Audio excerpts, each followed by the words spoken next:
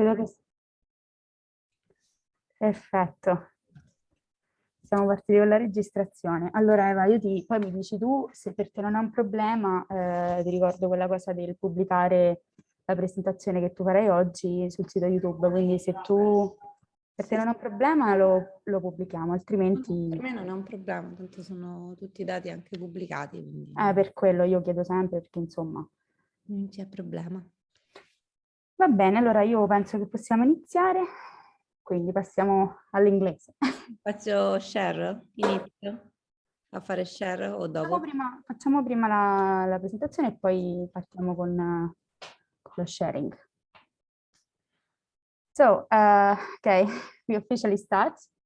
So, good morning, everyone, to the Today TMS. Today we have the pleasure to have here Dr. Eva Piano-Mortari. She had her master's degree in neurobiology and a PhD in immunological, hematological, and rheumatological science at the Sapienza University of Rome. In her career, she first of all investigated the role of memory B cells and their development, both in healthy children and immunodeficient children. And she found IgM memory B cells population of 3 subtypes with different development pathway. She also discovered the role of EPG5 in the development and maintenance of the B cells memory. And also she discovered 2 types of memory B cells based on the level of the CD27. She also studied the immune system during the SARS-CoV-2 infection and the difference between the asymptomatic mild and severe disease. Also, she evaluating the response to anti-COVID vaccine. And today, she will talk to us about the persistent memory B cells after the SARS-CoV-2 vaccination and the function of these cells during the breakthrough infections. So please, Dr. Piano-Mortari, the floor is yours. So thanks a lot for inviting me and to give me the opportunity to present those data, which we enjoy a lot to do because they describe exactly how the vaccine works and how we can fight the COVID-19 infection.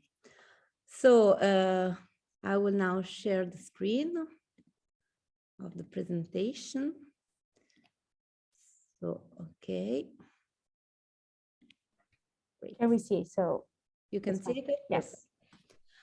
Okay, so as Dr. Ciocca says, I will speak about the persistent B cell memory after SARS-CoV-2 vaccination that are functional during breakthrough infection. The B cell development starts in the bone marrow and it exits from the bone marrow as an immature cell, which we call transitional B cell. In the peripheral blood, you can find a lot of different B cell population from the transitional B cell, which is an immature stage of the B cell. You can find naive B cell and memory B cell. Memory B cells are extremely important because are the cells that are able to produce antibodies. And you can find IgM memory B cell, which produce antibody of IgM isotype, which are normally called even innate antibodies because it's the first type of antibody that you produce even when you are an infant. And IgM memory B cell can enter inside the germinal center reaction where they can differentiate into switch memory B cell, which are the cells that produce IgG antibodies, so switch antibody of IgG isotype or IgA. And they can even differentiate into plasmablasts. Plasmablasts are extremely important because it's the cell that in our blood produce the higher amount of antibodies and that protect us from the virus or the pathogen that we can encounter. And the plasmablast can differentiate into long-lived plasma cells that migrate to the bone marrow where they live for a long time, sometimes even forever. And from the bone marrow, they secrete low amount of antibodies that circulate through our body and that maintain the protection level. Doesn't go on, I don't know why. Okay. So here is a fax where we have stained the PBMC, so the peripheral blood mononuclear cell of an adult with different antibodies with a different fluorochrome that allow to identify all the population that we can find in the blood. So as you can see, the CD19 positive B cell in blue are the CD19 positive cell are the B cell, and you can identify in red the transitional B cell, which are the immature type. In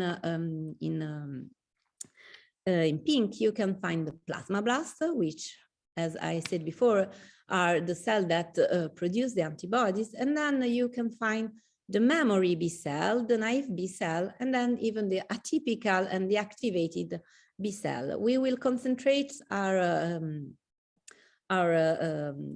talk in memory B cell that, as you can see, can be IgD negative or IgM positive. So the IgM positive, IgD positive are the IgM memory B cell, which are the first type of memory B cell that you produce. And inside the IgD negative memory B cell, you can identify here in green the IgG positive and the IgG negative and IgM negative, which are the IgA positive memory B cell. The IgA positive memory B cell play a very important role in the at the mucosal level. So you can find a lot of IgA in the intestine and in the nose and even inside inside your mouth. And this is an adult control. And if you look at a 2 months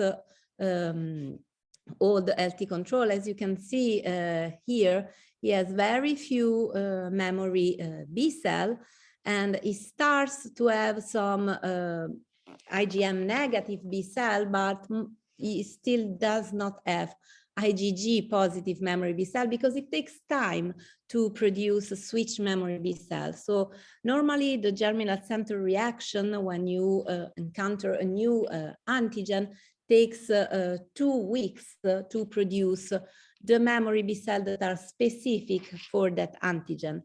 So the baby that is still 2 months old is on his way to construct his immune system. And here you can even see the situation when he has 2 days. And as you can see, he does not have a memory B cell because, of course, all the cells that he has are of transitional type that you can see in red, because he's really in the beginning of the construction of his immune system. And we will speak about the COVID-19 vaccine because we had the chance to study a lot the immune system of the people that during the vaccination. So normally when we, like 2 years ago, when we thought about vaccine, we know that there were vaccine with the protein subunit, or that were vaccine with the inactivated, or with the live attenuated virus, for example. But now we have a lot improved the other type of vaccine, like those that are the RNA based, like the one of Pfizer or Moderna, and the one with a viral vector, like for example, Janssen & Janssen or AstraZeneca, which are an adenovirus that contain DNA, the DNA of the spike protein. So it's important to understand why they choose the spike protein. Because when you vaccinate someone, you want to that the vaccine induce an immune response. And normally you have to choose the antigen that is able to induce and to invoke and induce this immune response. So the spike protein is the part of the virus that is on the surface of the virus, which is really, it helps the virus to enter inside the cell. So you want to block this part of the virus because you don't want that the virus enter inside your cell. So the spike protein, the DNA of the spike protein was put inside the adenovirus, or the RNA, the mRNA of the spike protein was put inside the lipid nanoparticle. So it's quite different, but at the end is the same, because the DNA that is inside the adenovirus enter inside the cell. It enters the nucleus where it will be when it will produce the mRNA that will exit the nucleus and enter inside the ribosome, which will allow the production of the coronavirus spike protein. The coronavirus spike protein will be present on the surface of the cell, and the antigen presenting cell will allow to activate the T cell or the B cell to induce the immune response. And with the mRNA that is encapsulated inside the nanoparticle, it's basically the same, except that the fact that the mRNA will not enter inside the nucleus, but it will immediately go inside the mRNA, and then it will be exactly the same. So as I was saying before, the protein will achieve the cellular membrane and will attract the antibodies against the viral spike, and the cell of the immune system, in particular the T helper cell, which will produce cytokine such as interleukin-2, interleukin-4, and this interleukin will stimulate the T cell to proliferate and to become memory T cell, but it will also help the generation of the germinal center and the interaction between the T and the B cell to produce the memory B cell. So why we have had this big problem with the SARS-CoV-2, and why it was so effective? It is because we lack a pre-existing immunity.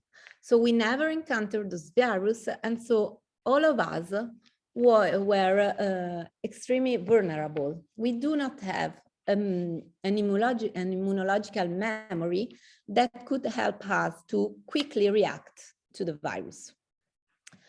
So this is the normal situation when you are immunized to an antigen.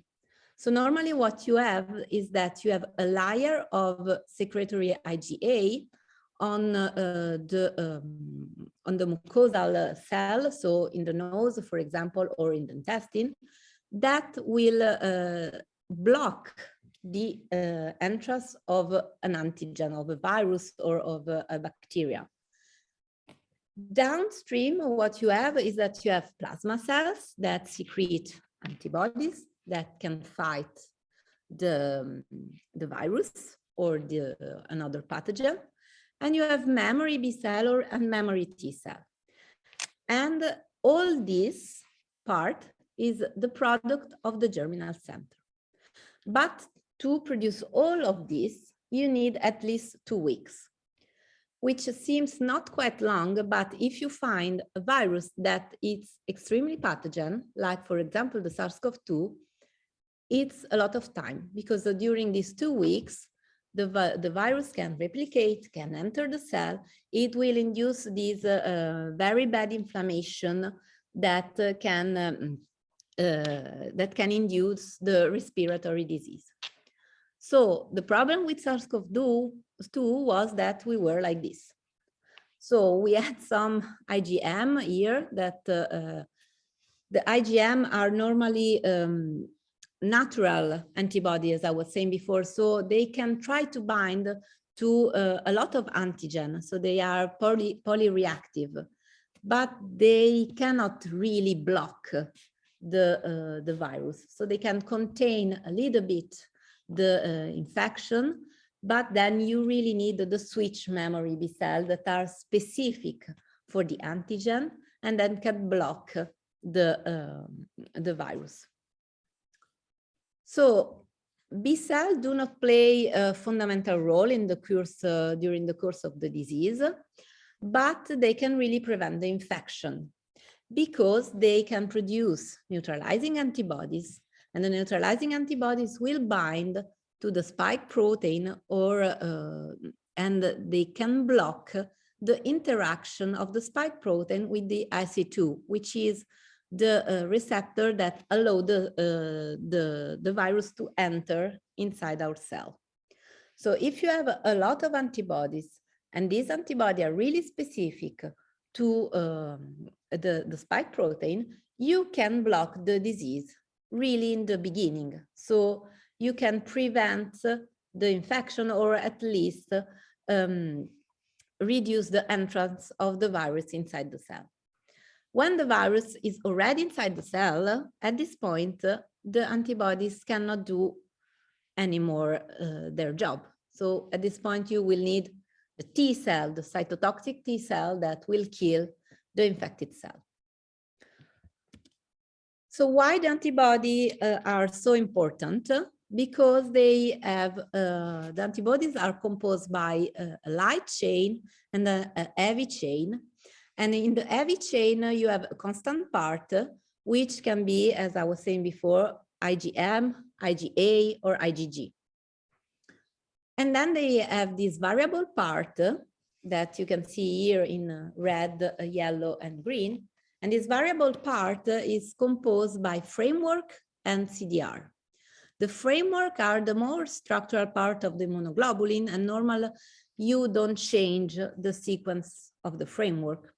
But the complementary determining region are the part of the antibodies that get in contact with the antigen.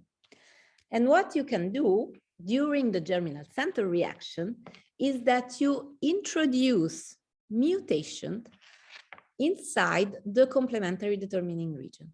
And when you introduce mutation inside the complementary determining region, you change the sequence of the amino acids, and so you change the specificity of the antibodies. So what you can do is that during this germinal center reaction, you introduce somatic mutation, and you can change the avidity of the antibody to the antigen. To make it more clear, let's think that you have to go to a party and you need a red dress. You can, of course, go wherever you want and buy a red dress, for example, let's say to H&M. You can have a nice red dress, but of course it's a red dress that a little bit everybody can have it. But if you go and you decided to make a red dress exactly made for you, let's say that you go to Dior and you decided the red dress. Here is when you are inside the germinal center. So the B cell, it's inside the germinal center. She interacts with the antigen presenting cell and with the T cell, and she tried to identify the correct amino acid sequence to really bind to the antigen. And here, for example, is Dior that is trying to see if the dress is perfectly fit to the lady. And it's exactly what to do the B cell inside the germinal center, because they go up and down from the dark zone to the light zone. In the dark zone, they introduce somatic mutation, and in the light zone, they check if these mutations are made to bind better to the antigen. And they go up and down, up and down. And then when you have the perfect memory B cell, it goes out from the germinal center, and what you have, it's a memory B cell and a plasma cells, a plasmablast that will secrete a lot of high affinity antibody that will neutralize the virus.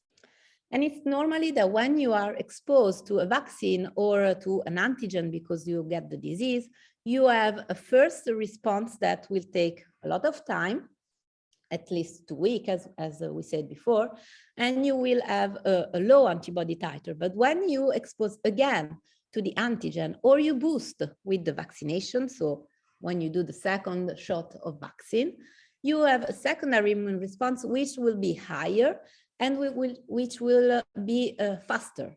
So you will need not anymore 2 weeks to produce your antibodies, but you will produce immediately, like 2 or 3 days after. And it's normally even that you have a peak response that then will decrease, because then the humoral response, so the antibodies that we will find in our blood, will be only produced by the long-lived plasma cells that live inside the bone marrow. So why vaccine work? Vaccine work because they generate immunological memory. And the immunological memory is the property of the immune system to recognize and to neutralize the pathogen that it has encountered before. And the immunological memory will prevent the infection, but even better will prevent the disease. So what we have done is that we had the chance to follow up all the healthcare workers that have been vaccinated in our hospital. And we had blood sample, saliva and the saliva samples at different time points. So before the vaccination at T0, and then 1 week after the second dose, 3 months, 6 months, and 9 months. And what we check is the antibody that were produced by the vaccination, but even, which was very important for us because we are a memory B cell group, we study the specific memory B cells, so the cells that are specific for the SARS-CoV-2 in the blood. And in the saliva, what we study is the IgA, because we want to check if the vaccine was able to induce a mucosal immunity. So cells that were able to migrate to the mucosa, for example, to the nose or in the saliva, and to check if inside there were neutralizing antibodies. So the first part of the study, so the development of memory B cell from T0 to 3 months has been published, and then we even published the second part of the study, so from 6 months to 9 months. And in this part, in this last work, which is the one that I will present today, we even check how the memory B cell react when you have a breakthrough infection. A breakthrough infection is when you get an infection after that you get vaccinated. So what we saw is that the antibodies that are specific for the receptor binding domain and for the trimerics, for the spike protein of the virus, reach the maximum level to after the second dose, which is exactly what we expect, because you do the first vaccination and then you boost at 21 days. Sorry, this is done all on Pfizer vaccine. We only study the Pfizer vaccine. And then the antibody decline. And there was a lot of panic of people that saw their antibody that were declined, but it's perfectly normal. Because if you don't boost every time your memory B cell, the only antibodies that are produced are those that are produced by long-lived plasma cells that live in the bone marrow. And you don't need to have a high level of antibody. You just need a few antibodies that circulate in your blood. And if they found the virus, they will activate the immune response and the antibody will peak again. So these were the spike-specific switch antibody, and these are the receptor binding domain antibody, and you see that they have exactly the same kinetics. So they peak at after the second dose, and then they decline. So what was very exciting for us is that we had the chance to see the memory B cell, which is something that very few people do. So through the flow cytometry, we make a gate on the CD27 positive B cell, which are the memory B cell, and with the usage of protein that were fluorescent, we identify the memory B cells that are specific for the spike protein. And here you can see the S+, which is the memory B cells that are specific but with low affinity, and normally they are all of IgM type. And here the S++, you can see the double, with the double specificity, and we call these high affinity memory B cell because they are all of switch isotype. You can see here that they are mostly IgM negative, and more important, they express even the affinity to the receptor binding domain. To have the antibody that are against the receptor binding domain is very important because it's the one that we call neutralizing antibody. So the one that will block the entrance of the virus. And here you can see the development of the memory B cell following vaccination. You can see that before vaccination, you don't have a high affinity memory B cell, that this increase 1 week after the second dose. And what was exciting for us is that they continues to increase even 9 months after the vaccination. And you can see here that the low affinity memory B cell go down. Instead, the high affinity memory B cell goes up until 9 months. And you always have from after the vaccination, even specific memory B cells that are able to bind to the receptor binding domain. This is what I was telling you before, so that all low affinity memory B cells are mostly of IgM isotype. Instead, the high affinity are mostly of switch isotype and significantly increase with time. So if we take again our example of the dress and of the germinal center, basically the H&M red dress is our T0. So when we have only low affinity memory B cell, and then with all our up and down with DR, we increase our high affinity memory B cell. So even if the antibodies that are in blue goes down, the memory B cells that are in red goes up. And it's important because our immunological memory is all done by memory B cell. It's not important if you don't have antibodies as long as you have memory B cell. So if you think about our immune response, it's like an iceberg.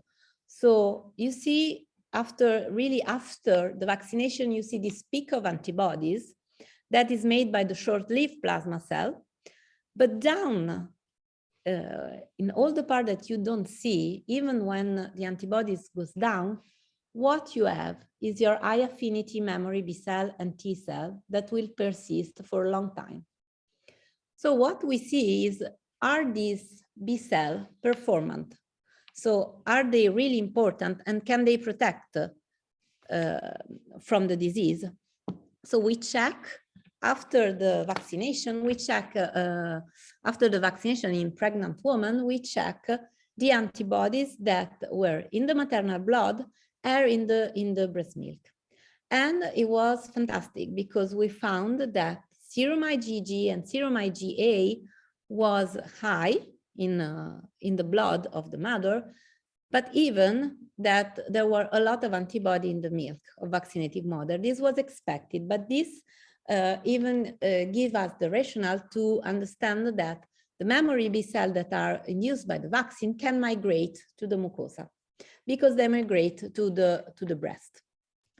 So we decided to look even in those healthcare workers that were infected after the vaccination. So we had the chance to follow up 33 healthcare workers, and we check at different time points during the disease the memory B cell, the antibodies, and the IgA in the saliva. So in the beginning, we answered to a question. So why people have breakthrough infection is not because they don't have antibodies. Because if you look at the level of vaccinated healthcare workers that are in blue and the breakthrough infection that is in light blue, you can see that they have exactly the same amount of trimeric spike-specific anti-GG or anti-RBD antibodies, or even of neutralizing antibody.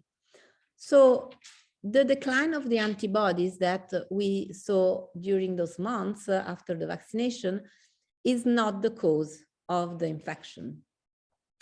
And if you look of the spike-specific memory B cell, again, you don't see difference in healthcare workers that get infected if you compare with those that were not infective. So they have exactly there is no significant difference. And not even if you look at the percentage of IgM or a switch memory B cell, or if you look at the RBD inside the spike-specific memory B cell. But what is very important is that the performance, that we analyze the performance of spike-specific memory B cell. So in 21 healthcare workers with breakthrough infection, the spike-specific antibodies against the RBD and in the spike rapidly increase already 4 days after the positive nasopharyngeal swab. And if you think that, as I said before, the germinal center reaction can take up to 2 weeks when you had to start from zero, you can understand that here they do not start from zero. So they really start from some memory B cell that were already present, that are the memory B cell that we have created with the vaccination. And we even look at the kinetics of the anti-nucleoprotein antibodies. And if you see, it takes almost 14 days to increase. And this was expected because when you vaccinate for the spike protein and not for the nucleoprotein. So the nucleoprotein was a new antigen for the infected healthcare worker. And that's why you have a completely different kinetics of production of the antibodies. And we even look at the percentage of memory B cell that increase in the blood after the infection, and even the plasma blast, of course, increased, and they reach a peak at T3, which is more or less 10 days after the infection. And then, as expected, they goes down, and they go down because they migrate probably to the bone marrow to produce the long-lived plasma cells. You don't need anymore the short-lived plasma blast in the blood because you already have the peak of the antibody, and then these are short-lived cells. And what was very interesting is that in the saliva of healthcare workers that get infected, we found the IgA that we cannot find in the vaccinated healthcare workers that do not get infection. So again, this was very important because the memory B cell that we have in the blood are able to migrate to the site of infection that is, for example, the nose and where the virus enter, and that are able to rapidly produce IgA in the oropharynx to block the propagation of the SARS-CoV-2. So basically, after vaccination, what you have is that SARS-CoV-2 can enter inside our body because we don't have the layer of the IgA, but you have memory B cells that are ready, that will migrate, and that will produce the neutralizing antibody to block the virus. And in response to a breakthrough infection, so when the virus tries to enter inside the epithelial cell, you will produce IgA. So after an infection with the virus, you will have the memory B cell that you have done with the vaccination, that will be able to migrate and to produce even the secretory IgA that you can see here in green. So the conclusion of our study was that anti-spike antibodies can decline 9 months after the vaccination, but memory B cell increase. And that breakthrough infections are not associated with waning immunity, but lead to the increase of specific antibodies in the serum and in the saliva.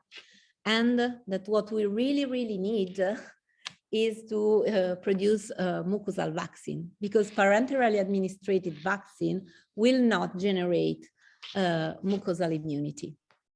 So with this, I finished my presentation, and I really want to thank all the people that collaborate with this study, Dr. Rita Carzetti, which is the PI of the group, Dr. Sara Terreri, which collaborate with me to produce all these wonderful data.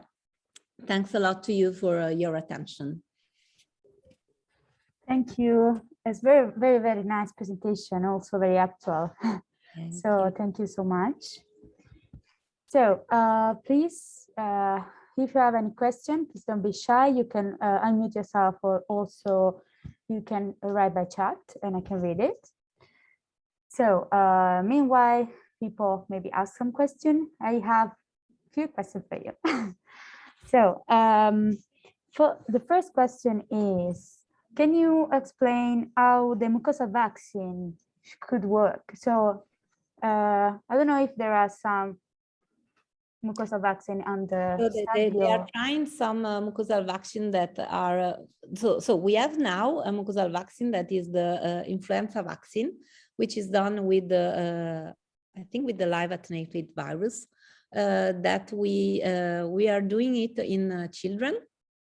So for example, I've done it to my 6-year-old child, and it's a spray that they give in the nose. And what they have shown is that it's like the virus that enter.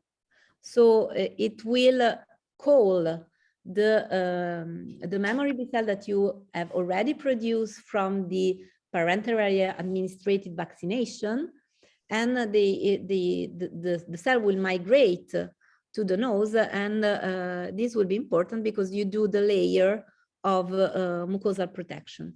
Then they have tried a lot of mucosal vaccine in mice right now, even for the SARS-CoV-2. Mm-hmm. And it's working very well. They've published the study, I think it's on Cell, I'm not sure. Mm-hmm.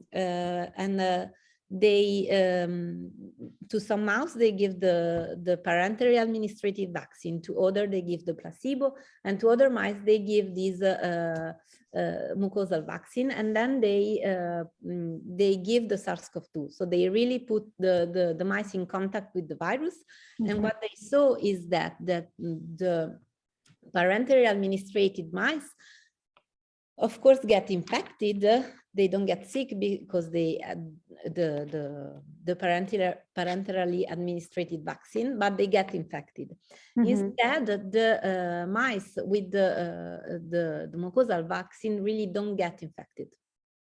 So it works. So amazing. It works. But we still do not have a vaccine from for human. Okay, so Antonio, please go. Thank you. So very nice talk, Eva. So I have just a curiosity. So we had the first dose, then the second one in a relatively short window of time if we compare with the other vaccination that we usually had in our life. And then we did the booster. So what is the effect on our immune system? So I have such kind of stimulation in very short window of time. So what about the first dose? So now seems that they are not giving us also the first dose, but what is your consideration about this continuous stimulation of our immune system? Okay, so about the stimulation in general of the immune system, I think that for our immune system is not a problem. So you get stimulated every day with tons of antigen and you don't even know. So you are able to induce so many antigen and germinal center at the same time that this is not a problem. But I think that to compare with other vaccination is difficult because it's the first time that we really follow the memory B cell to a new antigen. It's something that we have never done. I mean, when you do vaccination for influenza, you don't even check then your antibodies. You just do the vaccination and then it's okay. The only time when you check the antibodies, for example, when you do some, I mean, with the Medicina del Lavoro, let's say, that they want to check your situation and maybe they can find, for example, that you are a non-responder for HBV because it's a vaccine that we know that can, that have a lot of non-responder, for example. But even at this time, if you check this non-responder, and we have published even this, you don't have the antibodies in the serum, but you have memory B cell. So again, you are not really a non-responder because then if you have your memory B cell, you will encounter the pathogen and you will react. So it's only a problem of maintaining the level of the antibody in the blood, let's say like this. About the third dose, I think that it was not, they will kill me. I think it was not necessary, if I really have to say. It helped for Omicron because in the period in which we have this Omicron and our memory B cell are able to react to Omicron, but they saw that there was a decrease in the level of antibodies. So they give us the third dose, so we have a boost of antibody, which of course will help. I'm not saying that will not help, but I think it was not so necessary, at least for us. Of course, if we speak about the immune depressed people and the fragile patient, it's another another talk. So this was the question, and there was another, yeah, and even I think that boosting with always the same antigen could be a problem because we have not demonstrated this. So I'm just thinking that you will lost your IgM, you will produce a lot of IgG, but you will start to be a little bit too specialized. And then when you will encounter a variant, which can be very different from the wild type, maybe you will not have any more IgM memory to be remodeled and to adapt to the new variant, So I think that now if we have to do a new vaccine, should be a vaccine that, or it's a mucosal vaccine, or it's a vaccine that is to a part of the virus that will not change. But at the same time, the part of the virus that do not change are not so immunogenic. So it's a little bit a problem. But from what we have seen, people that are vaccinated are able to react to the infection. So yeah, you anticipate also my next question that was about think about another kind of vaccine or more classical vaccine with the inactivated virus that may be you expose your immune system. Vaccine with an activated virus will be very nice because even probably will induce even a little bit of mucosal immunity. The one that we have now, because that I think is the Chinese one, is not working very well. So because it's not attenuated, in this case it's killed. So it's really killed, so it's too much. On the other side, it's a very aggressive virus. So to give the attenuated one can be a problem for people. So we have now the protein vaccine. So let's see with this one. But I think that the best one will be a mucosal vaccine. Yes. Thank you very much. Thank you. Thank you, Eva. So please, Professor Teti. Yes, thank you for this beautiful talk. Going to the problem of the vaccine, the current vaccine, I think that one of the weaknesses is that it is against one single epitope. This is why probably people think that a attenuated virus could be better because the epitopes are multiple. So I would like to ask, is it possible to consider vaccines with a mix of proteins or mix of mRNAs in order to have more chance to be protected against variants? Well, I'm not an expert of the vaccine production, but theoretically, I think yes. Why not? And why they don't do that? I don't know. This I don't know. Honestly, I think that they try to do their best in a very short time. They're probably been doing it, and we just do not know. I'm sure that they are trying to do the mucosal vaccine. From this, I'm sure there are many papers that are coming out saying that we have to do it. So quite sure that they are working on this. There was even I think I read it a few days ago, a paper in which they were saying we need a vaccine that is more for all SARS-CoV-2 variant. So something that is antigenic and is not a part that will change every time. They could probably even do a vaccine with all different variants because they do this for the influenza, for the meningococcus, for example. We have this vaccine in which inside we have A, C, W, and Epsilon. So I think that theoretically we can do it. Yes, I'm quite sure that someone is working on it. Okay, thank you. I have to say that our memory B cell are fantastic because now we are checking if the memory B cell that are induced by the vaccine, so with the wild type protein, are able to recognize the variant, and they are able. So they bind even to the Delta variant. I have to try Omicron, but I mean, they are very plastic. So we will make it. Thank you. Okay, so meanwhile, we are waiting for other questions. I have one more. So do you think is the best to check the antibodies in the serum? Because as you said, I don't know, for me, now it not make sense to test to title the antibodies in the serum. It doesn't make sense.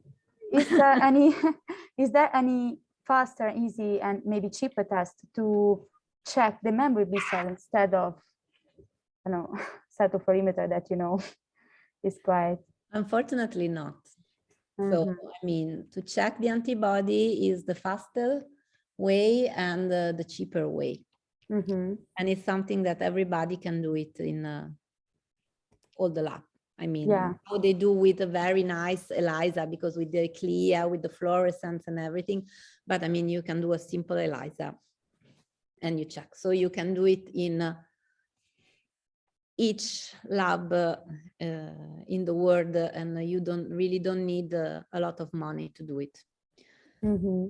Because I experienced because I was like a non-responder of the HBV. Yes, and I go to the vaccine in the hospital to have a vaccine, and the doctor, they told me, okay, let's say a challenge, let's have a challenge dose, and let's test again. I had a lot of antibodies after 2 weeks, so was just my experience. No, I mean, to check the antibodies is perfect to see if you have responded to the vaccination. Of course, it's the best way, the cheaper way, and the fastest way. But of course, for many other antigen, we have the level of protection because it's a lot of time that we are used to it, and the WHO give us the threshold level. So under this, up to this, you are protected. Under this, they say you are not protected. For the COVID-19, we still do not have this threshold. So the people get completely mad because they have thousand and thousand or hundred, and at some point they had like 10, and they say, "Oh my God, I will get sick." The memory B cell are of course the best way because, you know, if you have the memory B cell, you're sure that you are protected, and but it's very, very expensive. I mean, you know, you have done the facts. It's not something that you do very quickly, and you need a lot of expertise. Not a lot of people know how to do it, and you need a very, very expensive instrument. And what about the panel that we are using now is 15 color. So 15 color, it's quite a lot of fluorescent antibody and a lot of money. Yeah. And what about the an ELISA, like the ones that we done, the ELISA for the cells, on the cells? Oh, the ELISpot. Yeah. So yeah, you can do it. It's a lot of it. Again, it's very longer. It's longer than the fax because you know that you have 5 days. You need to take the cell. You have to stimulate for 5 days the cell, and then you have to plate the cells. And again, you need an instrument to read it, which is quite expensive. And you cannot do it in all the lab. I mean, yeah, sure. And okay, yeah, we have a question by Luca. Yes. So, sorry, very interesting talk. Thank you.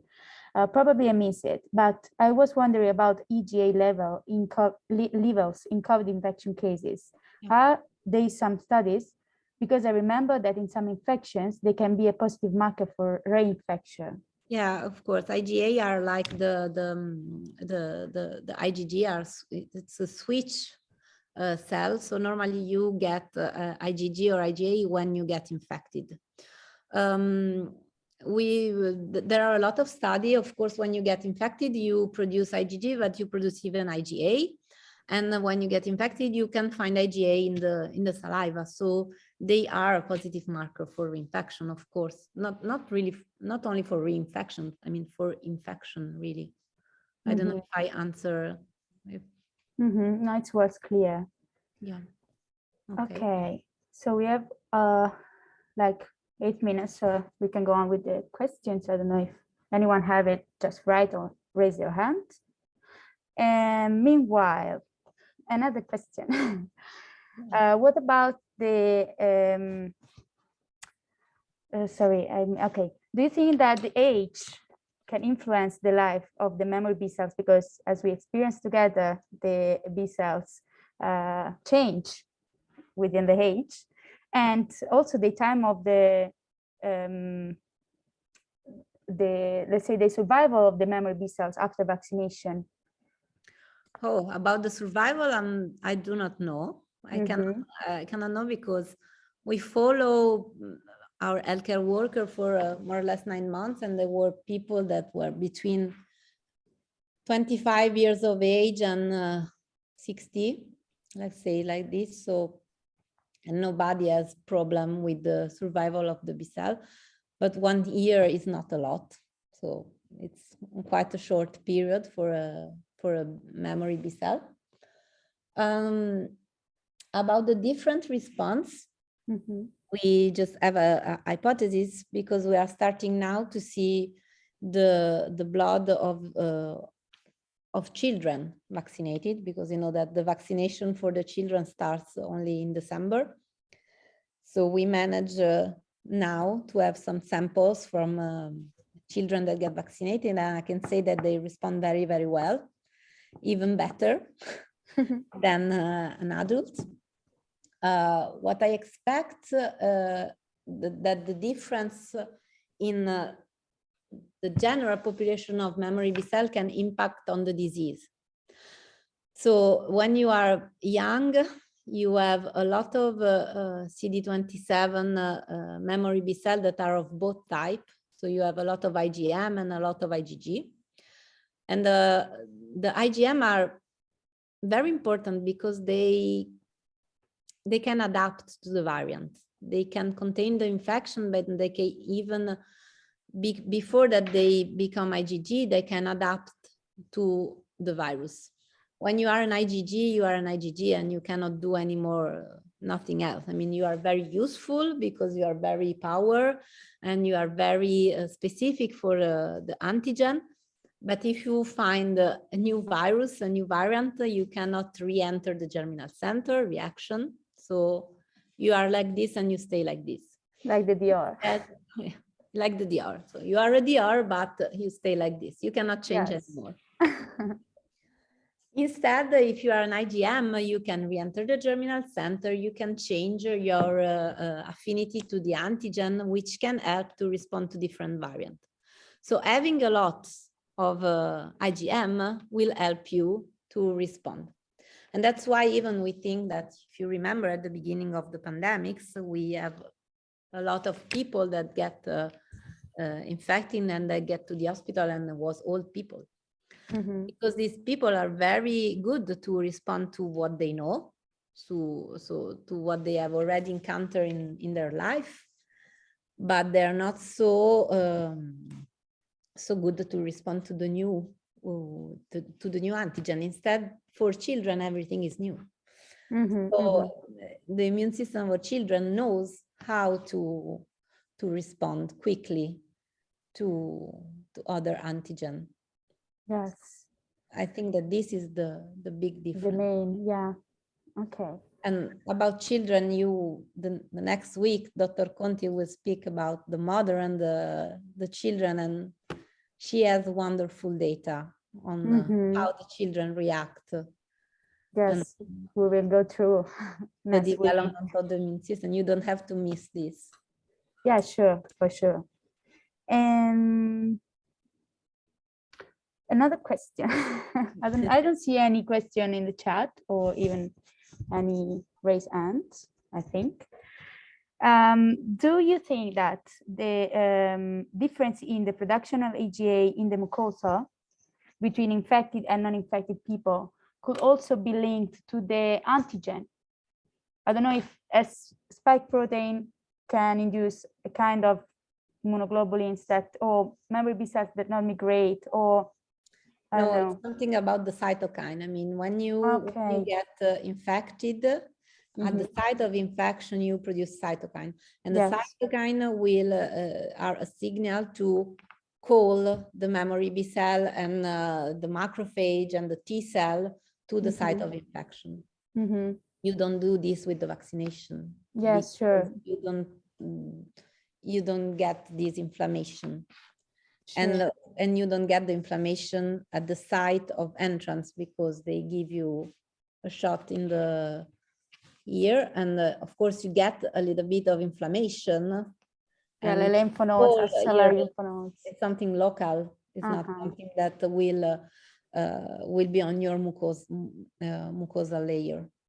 Okay, so I think we are close to the end. I don't see any other question or curiosity. So I would like to thank you a lot for this kind talk. And let's see each other maybe next week if you want. You are kind of invited to stay with us. Yes. And thank you all for your attention, and thank you Eva again. So let's see you next Tuesday. Bye.